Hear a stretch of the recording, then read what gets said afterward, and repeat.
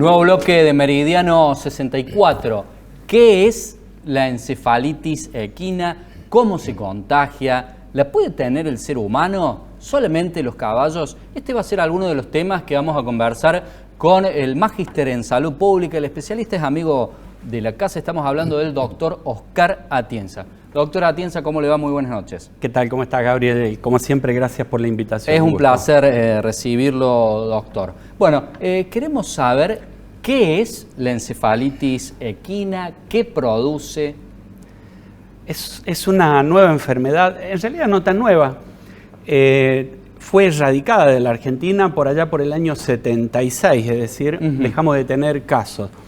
Y reapareció nuevamente ahora en los últimos meses, te diría, ¿no? Perdón, es porque no se han vacunado los animales, no se han tenido prevenciones. Mira, ¿qué ha ocurrido? Nuevamente la vacuna en discusión. En el año 2016 deja de ser obligatoria la aplicación de la vacuna a los caballos. Un error, ¿no? Total. Digo, son enfermedades que tenés que tener siempre bajo control. Esta es una enfermedad que en realidad es una zoonosis, es una enfermedad que afecta a los animales si el hombre se contagia porque está en el medio, ahí en el tránsito. ¿Y le puede producir lo mismo al hombre? Exactamente lo mismo, y tiene una tasa de letalidad altísima, ¿no? De casi el 50%, incluso hasta del 70%. Es una enfermedad que la transmiten las aves son las portadoras de esta enfermedad. Cuando migran de un país a otro, trasladan la enfermedad, el mosquito las pica a las aves, pica a los equinos, a los caballos, todo lo que sean equinos y que tengamos cerca de nuestras casas, y luego el mosquito ese pica al hombre y es cuando le transmite la enfermedad. Si no existiera el mosquito, esta enfermedad como el dengue no existiría, ¿no? ¿Es solamente con la picadura o si la mosquito pone sus huevitos, esas nuevas larvas cuando nacen pueden contagiar a otra persona o es solamente con el mosquito? Es el mosquito que pica al animal enfermo, pica al ser humano y transmite la enfermedad. Es decir, solamente en ese caso. Bien, ¿son todos los mosquitos o el Aedes aegypti? No, hay es un pariente de la Aedes aegypti que se llama Aedes albifasciatus. Es otro tipo de mosquito el que transmite esta enfermedad. Es decir, no es el mismo el dengue. Hay cualquier cantidad de especies de mosquito. Los que están un poquito más distribuidos a nivel de Argentina son estos dos. Ya esta enfermedad está distribuida en casi 15 provincias de la Argentina y más de 1.500 casos en equinos detectados. Hay 15 personas ya enfermas y ya tuvimos el primer fallecido, ¿no? Bien. Doctor, otra de las consultas. ¿Las otras mascotas también se pueden contagiar o es solamente el humano y el equino? Todos los animales se pueden contagiar. De hecho, el que mayor parte del traslado produce son las aves, los pájaros. ¿Sí? Los pájaros cuando migran de un país a otro van trasladando esta enfermedad, así es que sí, efectivamente cualquier animal puede enfermarse. ¿Cuáles son los síntomas? En los animales los vas a ver un poco decaídos, que cuando caminan lo hacen así casi deambulando, como si fuera un borracho. En el ser humano se presenta como un cuadro gripal. Y ahí es donde se confunde con lo que es el dengue y con el COVID, porque lo que vas a tener es un malestar general, vas a tener dolor de cabeza muy fuerte, podés llegar a tener fiebre hasta 38 grados, es decir, hasta ahí pareciera ser un síndrome gripal común. Y es importante detectarlo porque una de las características de la encefalitis equina es que produce un tipo de meningitis, es decir, que afecta al cerebro. Por eso es que tiene una tasa alta de letalidad. En el caso del dengue hemorrágico, por ejemplo, es la hemorragia lo característico y en el caso del COVID es la neumonía. Serían los tres síntomas de gravedad que nos permiten distinguir los cuadros entre sí. Vamos a suponer que zafamos. ¿Cuáles son las secuelas que deja? Porque está diciendo meningitis, usted, doctor, o algo similar a una meningitis. En todos los casos vas a tener secuelas, de todo tipo de secuelas relacionadas con el sistema nervioso. Es decir, te pueden quedar desde trastornos y problemas al deambular, al caminar, hasta problemas en el habla, porque tengamos en cuenta que es el encéfalo, el cerebro, lo que se afecta. Es decir, cualquier tipo de situación que la maneje el cerebro puede estar afectada y puede ser una secuela en el caso de la encefalitis. Te diría que la mayor parte son secuelas graves. Si no terminás muriendo, terminás con secuelas graves. Por eso es una enfermedad que hay que tenerla controlada.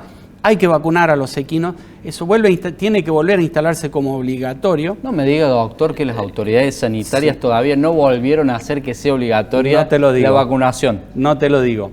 Hay una presión muy fuerte sobre algunos sectores. Lo que pasa que en realidad es obligatoria, pero la tenés que pagar.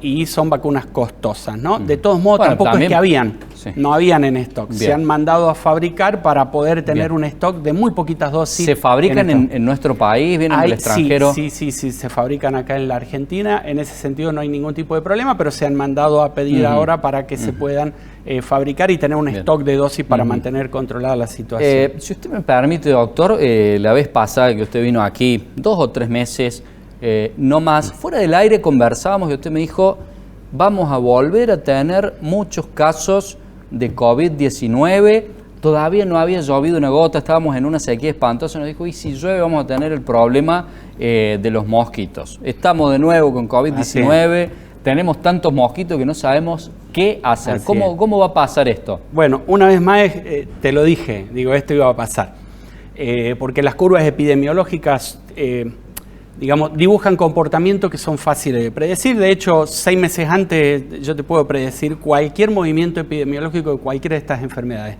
El dengue era esperable, que para esta época, ¿por qué? Porque empezábamos a tener lluvia y el pico de casos se lo espera entre el mes de febrero y mayo. Todavía el no año pasado, todavía no. Y ojo con esta enfermedad, ¿no? Cuidado. Porque el año pasado, sin lluvias, casi sin mosquito, tuvimos 140.000 casos y 75 fallecidos.